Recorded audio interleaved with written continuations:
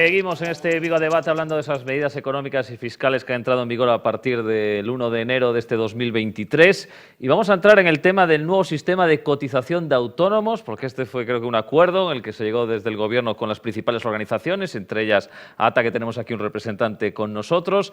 Hablamos ahora creo que de 15 tramos en este 2023 con cuotas que van desde los 230 a los 500 euros y yo sé que hay mucha gente que esto se hace un lío, sobre todo a lo mejor mucha gente joven que quiere acceder y se quiere hacer autónoma y claro, llega ahí y dice, pero ¿esto qué es? ¿Cómo me entero yo un poco de cómo va toda esta historia si no tiene unos conocimientos a lo mejor básicos? Así que ya que tenemos a un representante de ATA, pues en primer lugar que nos expliques un poco este nuevo sistema de cotización de autónomos y también a ti si te parece bueno el acuerdo al que se ha llegado. Sí, bueno, el acuerdo sí, nos parece bueno, es un acuerdo que parte de unas recomendaciones de la Comisión del Pacto de Toledo para la convergencia entre regímenes, que tuvo casi unanimidad en el Congreso de los Diputados, tuvo casi por unanimidad, y ahora pues se está tramitando, que era una de las cosas que nosotros demandábamos como proyecto de ley, ¿no? Por si hay que introducir algún tipo de mejora al Real Decreto Ley que se aprobó el año pasado, ¿no? Es un sistema que puede parecer fácil, pero bueno, tiene su complejidad. El colectivo de autónomos es un colectivo muy heterogéneo. Tenemos autónomos que tributan en IRPF, autónomos que tributan a través del impuesto de sociedades, o sea, son las sociedades las que tributan. Como bien comentaste, pues hay unos tramos, 15 tramos, cada tramo tiene su base de cotización mínima y su base de cotización máxima y un poco hay que hacer una previsión, que es lo complejo del sistema, una previsión de rendimientos en este caso para el año 2023, para fijar en qué tramo me voy a situar, ¿no?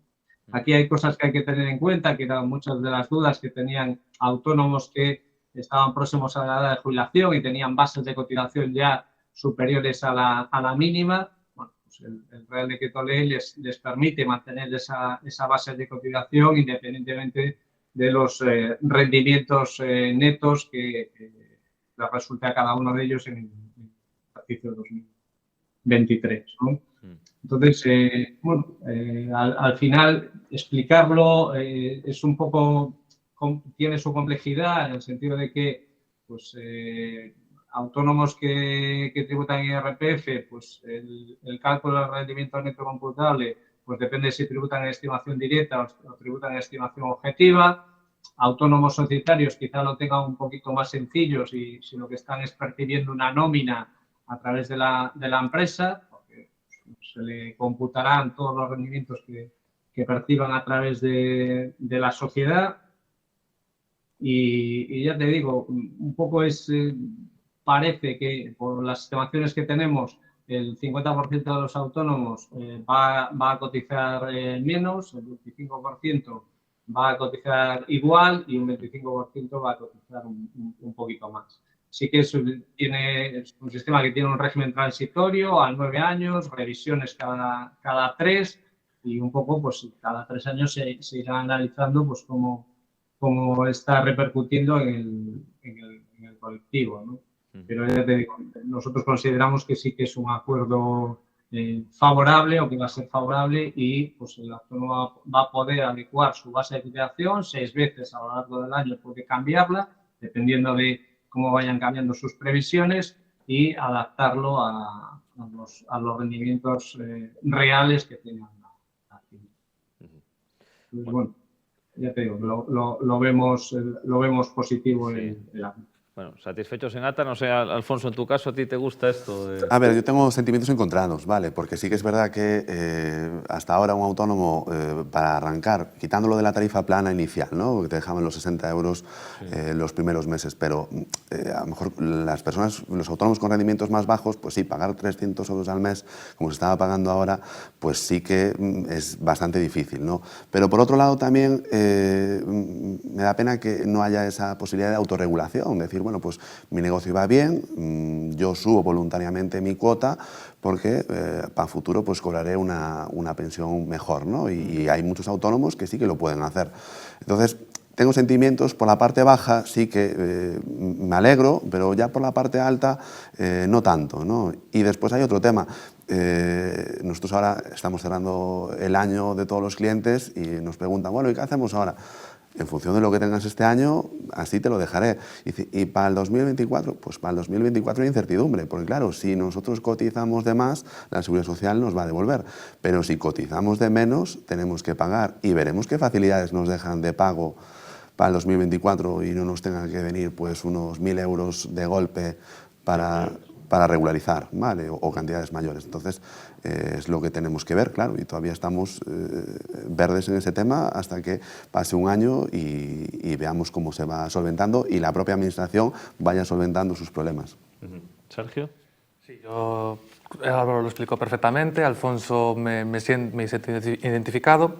Sobre todo, pero creo que este nuevo sistema de cotización sí que permite algo más de flexibilidad a los autónomos. Es decir, al final es un poco más, lo veo como un poco más redistributivo. Es decir, al final el que está en unas cuotas más altas paga más, el que está en unas cuotas más bajas pagará acorde a lo que haya ganado.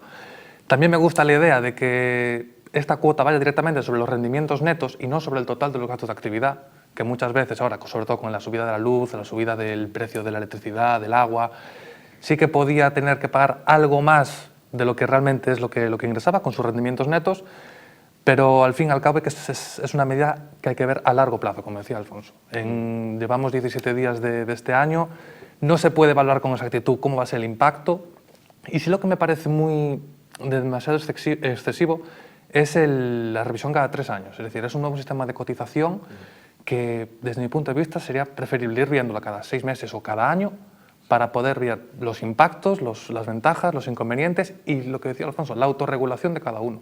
Ver lo que puede hacer cada uno, no en un espacio de tiempo tan largo como pueden ser 3 años, sino un año y ver cómo funciona. Nati. Nada que engadir, é dicir, se os propios autónomos están conformes e son os que máis analizados teñen a súa problemática, lóxicamente, non? E sí que coincido que é unha medida, esta sí é unha medida máis calado, máis profunda, máis estructural, modifica un réxime, entón, pois, hai que esperar para ver as ventaxas e os inconvenientes e salirán toda a problemática que poida xerar o cambio, non? Pero creo que é un pouco prematuro. A ver, Álvaro, estas dos cuestiones que nos comentaban tanto aquí nuestros dos compañeros, el tema de esa autorregulación y el tema de eso de la revisión cada 3 años, ¿qué te parece? Esto que han comentado aquí tus compañeros de debate. A ver, yo el tema de la revisión de los 3 años sí que la veo bien. Haz cuenta que el propio sistema parte de una cotización para 2023, de unos rendimientos previsibles. Esos rendimientos previsibles la agencia tributaria los tendrá definitivos cuando se presente la declaración de la renta en el 2024. Después, sobre el mes de noviembre del 24, la agencia tributaria pasará los datos a Seguridad Social. Y Seguridad Social aún tendrá hasta abril del 2025 para regularizar. O sea que, claro, ahí ver cómo va funcionando el sistema lo veremos pues, en 2 años, probablemente, ¿no? Entonces, después, lo que comentaban de, bueno, pues, aquí lo que se tiene previsto, lo que marca el Real Decreto Ley, es que pues cuando Seguridad Social disponga de los datos de agencia tributaria, pues, se pueden dar 3 situaciones. Una es que yo esté, por rendimientos, esté dentro del tramo de base mínima y base máxima, mi base de cotización se sitúe en el tramo que me corresponde, entonces no me van a regularizar. Otro tema sería que por los rendimientos netos yo esté sobrecotizando con una base de cotización superior a la máxima del tramo de base máxima que me corresponda. Entonces, en ese caso, aquí es importante porque Seguridad Social nos hará llegar una resolución. En esa resolución pues, se nos dirá que estamos sobrecotizando y que procede a la devolución de esa sobrecotización. Entonces, para aquellos autónomos que a 31 de diciembre de 2022 tengan una base de cotización que ya han adecuado a su pensión de jubilación, pues se les va a dar el plazo de 1 mes para poder renunciar a esa devolución. Y eso es importante, renunciar. Si yo no renuncio, al final las bases de cotización pues me van a quedar conforme a mis rendimientos, ¿no? Y después tenemos pues, los casos de gente que esté con bases de cotización cuyos inferiores a las que le correspondería. Entonces ahí sí que nos van a regularizar, nos dan el plazo de un mes para abonar la diferencia sin recargos ni intereses, ¿no? Bueno, por los datos que también son datos que tenía Agencia Tributaria del rendimiento medio del autónomo, que se situaba en torno a los 16.000 euros, y pues por los tramos que tenemos, los tramos inferiores de la tabla, pues todo aquel que no tenga un rendimiento neto superior a 20.400 euros, pues va a estar en una base como la actual, como la del anterior sistema, ¿no? La base. Bueno, ya te digo, yo veo bien que cada 3 años se revise el sistema, porque hacerlo con un periodo de tiempo menor yo lo veo como inviable. Bueno, no sé si os ha convencido o no. Lo que sí me gustaría puntualizar es que la Claro. gente que procure, y yo es lo que recomiendo, cotizar, a un esfuerzo de cotizar por encima de sus rendimientos, ¿vale? Pues si tiene así algún pico que pueda compensar, porque siempre después va a ser mucho mejor que te devuelvan a que tengas que pagar, ¿vale? Porque a lo mejor pues no te viene bien y después, como decía Álvaro, te dan el plazo de un mes y si en ese mes no cumplimos, pues podrán venir recargos o lo que sea. Entonces, intentamos hacer un esfuerzo de ajustarnos lo máximo o un poquito por encima. Vale. ¿Tú, Sergio? Sí, no, la verdad... Bueno, oye, que puedes discrepar, que no pasa nada. No, explicándolo como lo explicó Álvaro, el tema de la revisión a los 3 años y demás, en parte me ha convencido. Aún así, yo lo sigo viendo un poco excesivo, porque al final, al ser autónomo, es el que gestiona, por decir, su propio negocio. Entonces, él sabrá también cuánto puede pagar, hasta lo que dice Alfonso, si puede asumir ese pequeño esfuerzo para una cuota mayor, pero eso lo dirá el tiempo. Sí, efectivamente.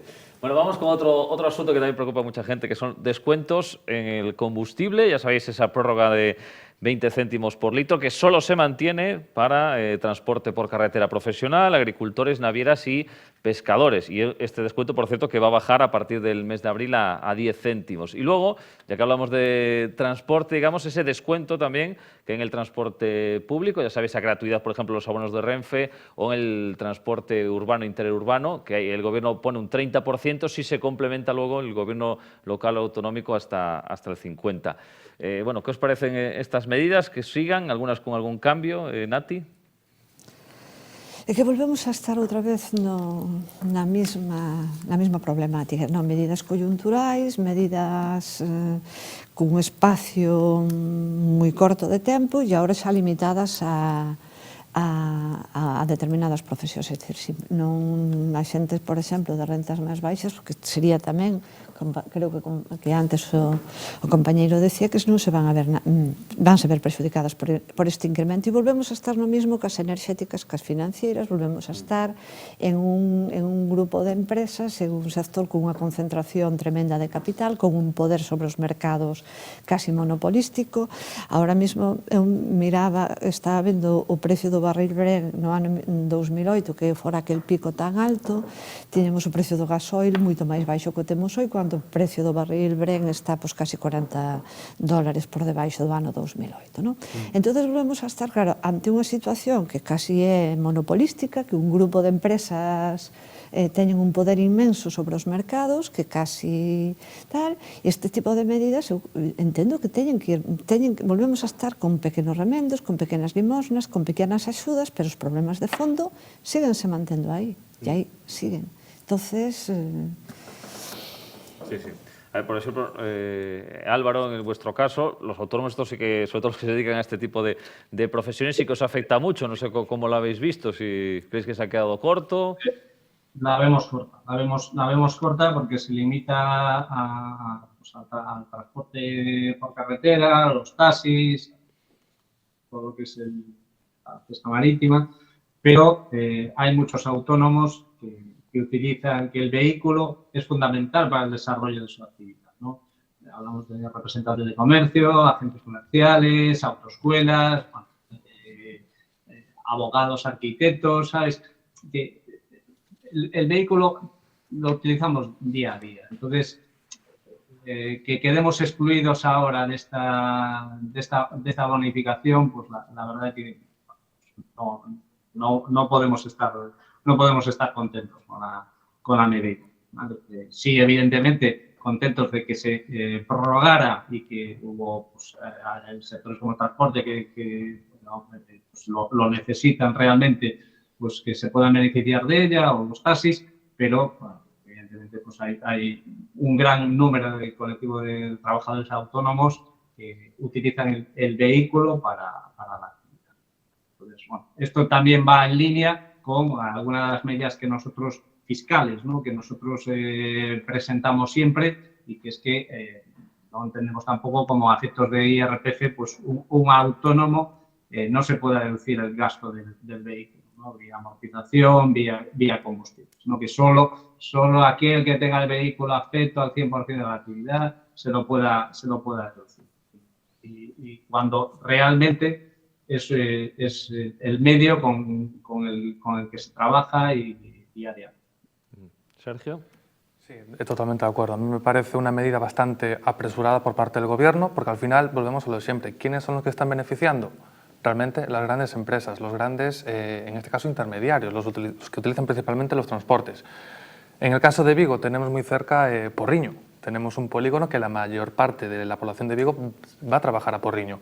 Esa gente ahora se vio, no tiene ese descuento del que se benefician otros, por lo que el gasto en combustibles le supone un problema importante para su economía.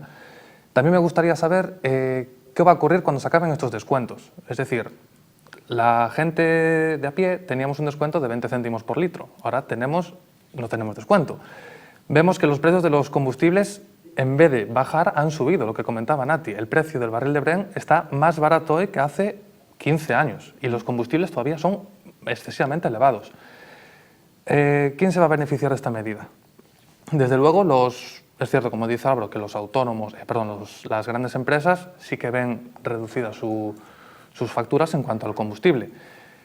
Pero no logro entender por qué a la gente que utiliza el coche día a día para su trabajo, para la vida cotidiana, se le quita el descuento sin motivo alguno.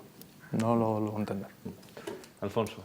Es un poquito como hablábamos antes de lo de la barra de pan, ¿no?, de la rebaja del IVA. El tema de los 20 céntimos ahora solo se ha prorrogado para el sector primario y sí que es verdad que antes estaba viendo que quien lo estaba disfrutando pues eran las rentas más altas, ¿no? Pero claro, quizá había que tomar otras medidas más tácticas que sí que nos influyesen a nosotros. Por ejemplo, una de las cosas que se han olvidado por completo, una bonificación para la calefacción.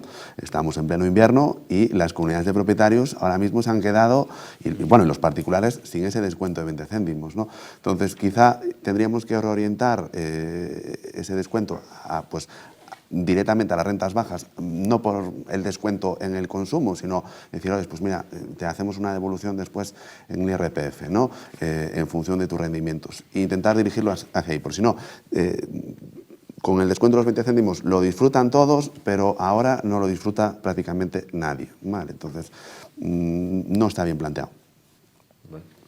Nos veo muy convencidos, ¿eh? Como se escuche la ministra Calviño, va a decir, vaya economistas que me traes. Y Marc, si me permites, claro. El transporte público, también me gustaría saber qué va a ocurrir después con los precios. Es decir, ahora estamos viendo que los descuentos son muy elevados para el transporte público, sobre todo en el corredor atlántico que tenemos aquí, Vigo-Coruña, son bastante elevados. Y el problema va a ser, ¿qué va a ocurrir cuando se acaben esos descuentos? ¿El billete va a recuperar su tarifa ordinaria? ¿Va a ser más elevado?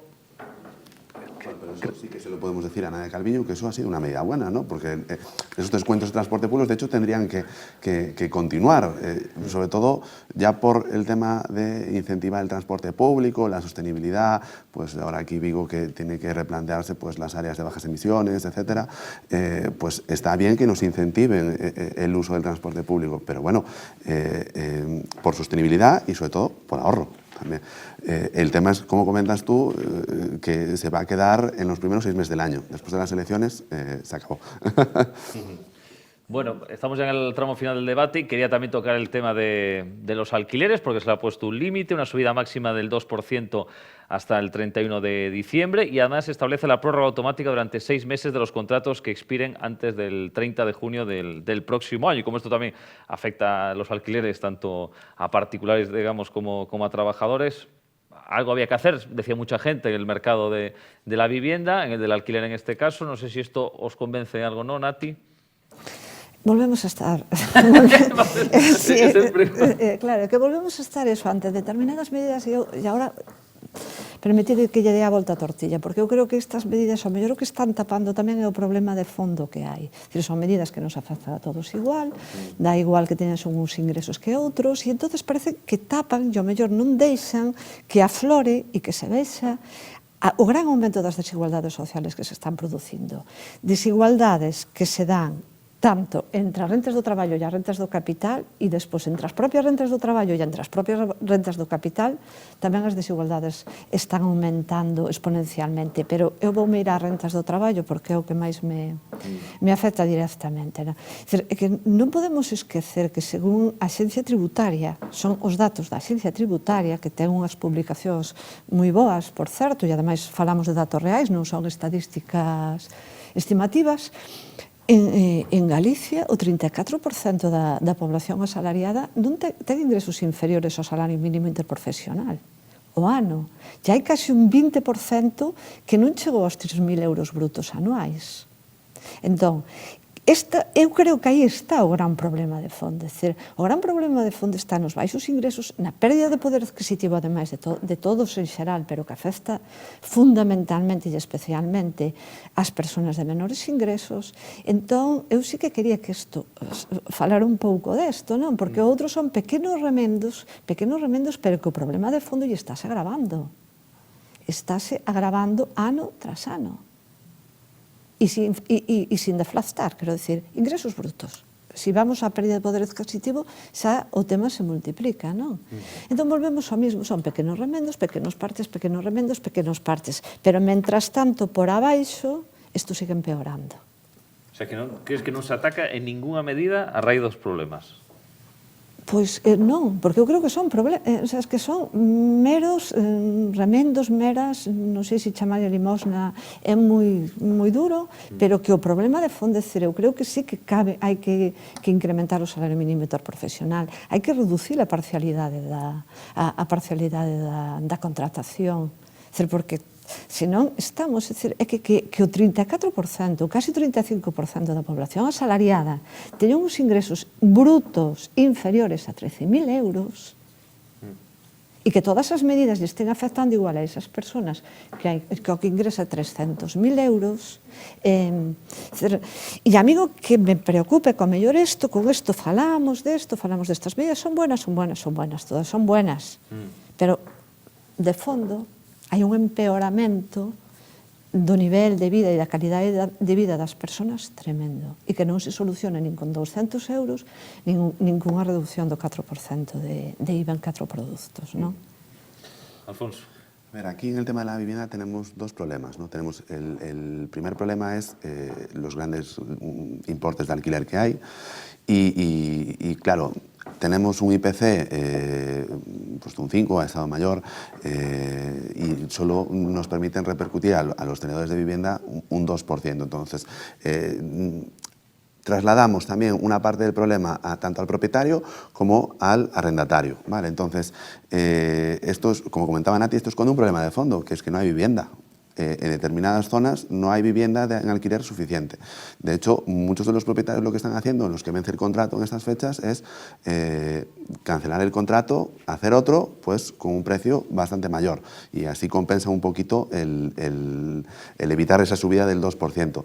Entonces, esto es lo que, pues efectivamente, hay un problema de vivienda, hay que asumirlo. ¿Cómo? Pues intentando que las ciudades puedan incentivar la vivienda pública, que haya más propietarios que tengan ganas de alquilar su vivienda, que haya más viviendas en alquiler, incentivar las rehabilitaciones. Mientras que no se ataque la raíz del problema, lo que estamos trasladando es el problema al arrendatario y al arrendador. Y aparte, hay que atacarlo, porque, como comentaban a ti, 13.000 euros. 13.000 euros, con unos ingresos de 13.000 euros no se puede pagar una renta de 800 euros como se está pagando aquí en Vigo y en concedidos límites. Porque para tener una vida saneada, el alquiler no debe ser más de un 30% de tus ingresos, 30-35, ¿no? En algunos casos es superior al 50%. Vale, entonces hay que atacar a la raíz del problema y esto pues es un remiendo, ¿no? Álvaro. Bueno, en relación a esta medida, pues tampoco estamos muy contentos, porque es una medida que se limita a los contratos de arrendamiento de vivienda. La parte de autónomos con locales comerciales pues están viendo subidas asociadas a un IPC. El último dato lo situaban al 6,8%, ¿no? Entonces, evidentemente, entendemos que esa limitación del 2% también se debería aplicar a lo que son los contratos de arrendamiento de locales comerciales o de naves industriales. Sergio. En línea que lo que comentaban, creo que no es una medida que contente a la población en general, porque al final, según un dato que tengo del Instituto Nacional de Estadística, es que hasta noviembre del 2022 el ahorro medio en Galicia fue de 250 euros al mes, que con las rentas que se disponen ahora mismo no es que sea un gran ahorro, porque también tenemos que tener en cuenta la subida de los precios de los alimentos, la subida del precio de los combustibles, por lo que ese límite no es que esté facilitando las cosas a los inquilinos, sino que incluso a veces al arrendatario le es también difícil asumir, son casos excepcionales, pero asumen luz, agua, por lo que tampoco veo como un efecto positivo. Y según tengo entendido, el tope creo que es del 2% al importe del alquiler. Sí. El problema está, ¿quién controla que se sube ese 2%? Al final, también lo que comentaba Alfonso, se deshacen contratos, hacen contratos nuevos con un alquiler más elevado. ¿Qué se puede entender de esto? Que al final los arrendatarios lo que buscan es mayor beneficio a costa de empobrecer al vecino, que en este caso es el arrendatario. Bueno, podemos tocar más temas, ¿eh? La verdad que esto da para mucho. Abriste un melón interesante, que es el del salario mínimo. Claro, que hay un debate, ¿no?, de si subir o no, que yo no sé. Así una ronda rápida, ¿tú estás a favor de subirlo? Sí. Sí, yo creo que... A ver, si yo me pongo del lado de mis clientes voy a decir no, pero lógicamente hay que subirlo, porque si hemos perdido capacidad adquisitiva, pues todos tenemos que mantenernos, ¿no? Entonces yo digo que sí. Sí. ¿Álvaro? Bueno, nosotros, ATA está dentro de lo que es integrado en la COE, que está dentro del diálogo social, negociando esta subida del salario mínimo interprofesional y bueno, pues, subirlo, pero subirlo a un determinado nivel, o sea, no a lo que están pues, pidiendo pues, determinadas entidades, ¿no? ¿Y Sergio? ¿Esta ronda informativa? Totalmente de acuerdo que haya que subirlo. Vemos que están subiendo los precios de todo y lo único que no sube es el salario. Sí, todo lo pregunta es cuánto habría que subir, ¿no? Que ya veo que entraríamos en otro debate, pero es que nos quedamos sin tiempo. Así que agradeceros mucho a los cuatro, Álvaro, que estuvo de forma online, y también a Alfonso, Sergio y Nati por estar aquí con nosotros. Un placer a los cuatro y que os vaya muy bien en este 2023 y ojalá la situación mejore, por el bien de todos. Muchas gracias. Muchas gracias. Gracias a ti. Muchas gracias. Y hasta aquí este Vigo Debate. La semana que viene más. Todo un placer. Adiós.